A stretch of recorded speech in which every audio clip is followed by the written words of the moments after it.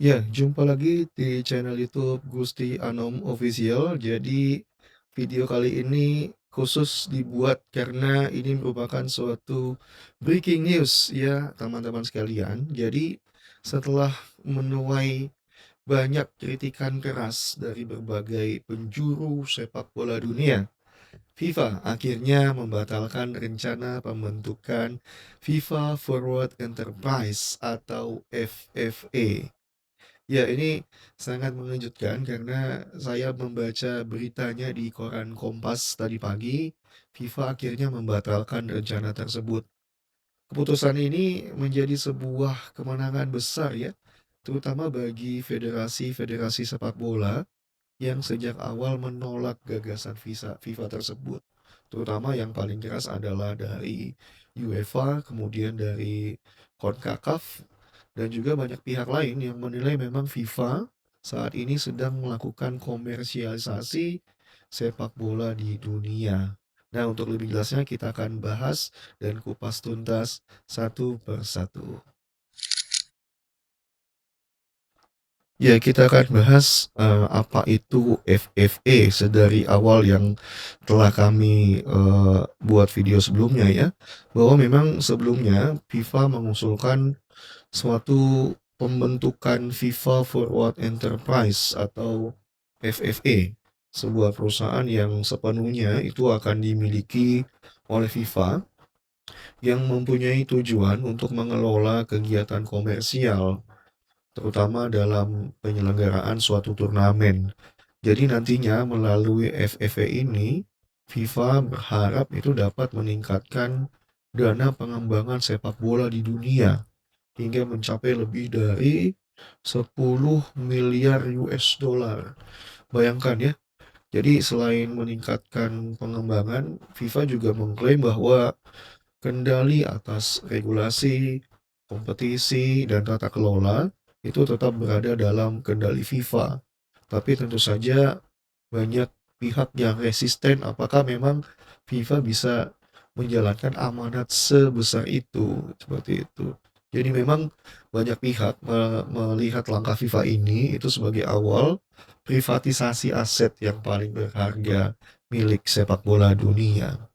Jadi ketika banyak yang menolak karena jelas alasannya mendasar ya, dan sudah kita kupas tuntas juga dalam video sebelumnya. Jadi pertama, kekhawatiran pihak-pihak yang menolak ini, terutama UEFA, itu khawatir bahwa dengan masuknya investor swasta, itu nantinya akan memiliki pengaruh yang besar, terutama terhadap keputusan komersialisasi FIFA. Ya, analoginya ketika ada investor masuk, tentu saja tujuan utamanya berubah, bukan lagi tujuan mulia untuk bisa mengembangkan sepak bola di seluruh jagat bumi ini, tapi tujuannya adalah untuk mencari keuntungan belaka gitu. Jadi muncul ketakutan bahwa orientasinya berubah menjadi orientasi keuntungan. Nah, yang kedua, banyak federasi FIFA itu menilai bahwa pengambilan keputusan untuk membuat FFA ini terlalu cepat tanpa adanya konsultasi kepada pihak-pihak yang terkait. UEFA bahkan mengancam akan memboikot ya kompetisi-kompetisi FIFA yang akan dijalankan pada musim ini apabila rencana tersebut tetap dipaksakan. Nah, selanjutnya setelah UEFA ada juga CONCACAF yang juga menyampaikan penolakan. Sementara ini eh, federasi lain juga meminta proses konsultasi yang lebih transparan, mengapa FIFA memutuskan secara sepihak untuk membuat FFA. Nah, dari berbagai macam tekanan itulah yang membuat FIFA akhirnya memutuskan untuk oke, baik melalui presidennya Infantino ya membatalkan rencana tersebut gitu. Iya, mengapa FIFA tiba-tiba membatalkan ya? Ini perlu kita kupas tuntas juga dan perlu juga saya menginformasikan kepada pemirsa bahwa ternyata tekanan politik jauh lebih besar dari yang diperkirakan oleh Infantino, ya. Jika FIFA tetap memaksakan FFA, bukan tidak mungkin ya, konflik besar itu akan terbuka antar konfederasi konfederasi sepak bola yang besar ya. UEFA akan jelas menentang FIFA, CONCACAF sudah mulai juga sadar bahwa ini komersialisasi sepak bola gitu ya. Padahal sebetulnya kalau kita kaji, saat ini FIFA sedang menikmati kondisi keuangan yang paling terbaik sepanjang sejarah. Mereka berhasil menyelenggarakan Piala Dunia 2026 di 3 negara dengan 48 negara yang bertanding. Kita bisa bisa kita kita bisa melihat seberapa besar keuntungan yang mereka dapatkan gitu kan. Jadi pendapatan Piala Dunia kemarin itu diproyeksikan itu mencapai rekor yang baru.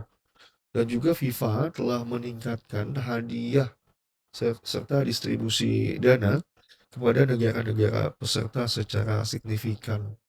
Jelas dengan kondisi tersebut, jika FIFA masih memaksakan, akan terjadi perpecahan dalam dunia sepak bola, gitu. Jadi, eee apa namanya, dampak negatifnya itu akan jauh lebih besar dibandingkan manfaat yang diterima oleh FIFA ketika tetap memaksakan untuk menjalankan FFA gitu. Jadi kalau melihat hasil akhirnya jelas bisa dikatakan saat ini pihak UEFA yang menang dan yang paling diuntungkan karena UEFA ini berhasil menunjukkan bahwa federasi-federasi besar itu masih memiliki pengaruh yang sangat kuat terhadap arah kebijakan FIFA. Namun sesungguhnya kalau kita kaji, FIFA tidak sepenuhnya kalah juga. Jadi usulan peningkatan dana pengembangan sepak bola itu tetap menjadi prioritas mereka. Hanya saja mekanismenya yang mungkin nanti akan berubah sehingga tidak lagi menggunakan privatisasi dari luar atau dari investor asing. Jadi seperti itu, teman-teman semua ya, itu alasan mengapa Infantino membatalkan kebijakan itu.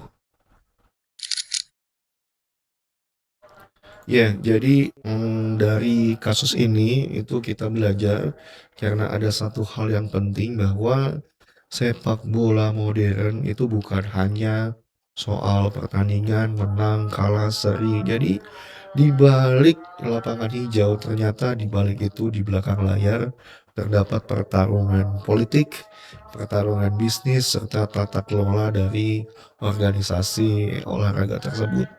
Nah, sekarang pertanyaan besarnya adalah apakah FIFA ya nantinya akan kembali dengan proposal baru yang mungkin lebih dapat diterima oleh semua pihak. Saya yakin FIFA akan mundur satu langkah untuk maju 3 langkah gitu ya. Jadi mengenai transparansi dan lain sebagainya mungkin akan disusun strategi lebih mendalam dari presiden FIFA ini. Dan memang kita lihat apakah sinyal ini menunjukkan kekuatan federasi-federasi besar ini masih dominan untuk bisa melawan FIFA. Jadi, bagaimana menurut teman-teman semua? Apakah FIFA memang sudah seharusnya membatalkan FFA? Atau sesungguhnya sebetulnya FFA ini bisa jadi solusi untuk mempercepat pembangunan sepak bola di dunia, terutama di negara kita ya? Tuliskan pendapat kalian di kolom komentar dan jangan lupa like, subscribe, dan aktifkan lonceng notifikasi agar tidak ketinggalan analisis terbaru dari kami saat ini. Demikian video breaking news ini, sampai jumpa di video-video selanjutnya.